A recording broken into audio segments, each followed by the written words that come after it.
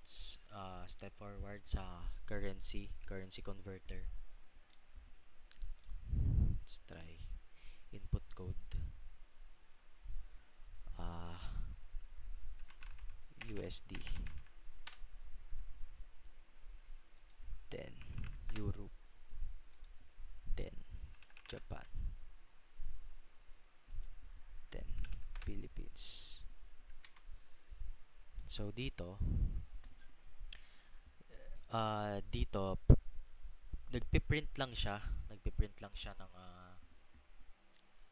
kino-convert niya yung currency ng US into Philippine rate.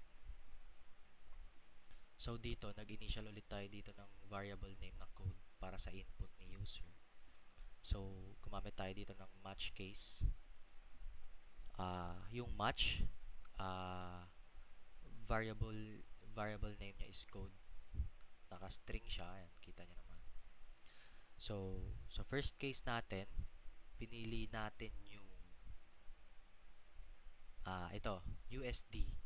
If the user input the code USD, magpiprint lang to ng USD conversion rate 50 pesos. Ito na yun. And then the following, the Europe. Yung Europe naman,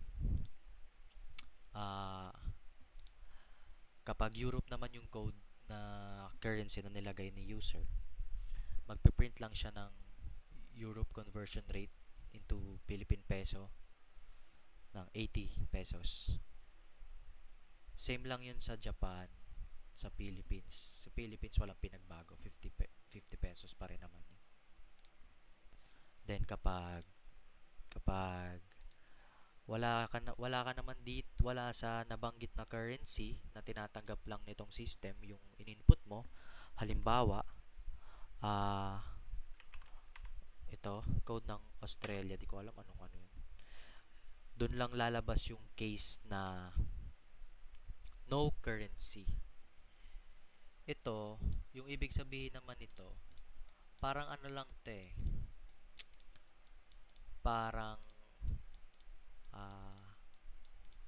basta empty something na hindi mo naman kailangan mag-declare ng variable name dito, ng variable code dito, kasi ito naman na yung pinakahuli na selection dun sa code. Yun lang.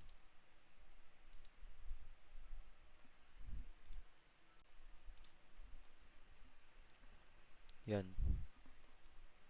Basta ano to, default case siya.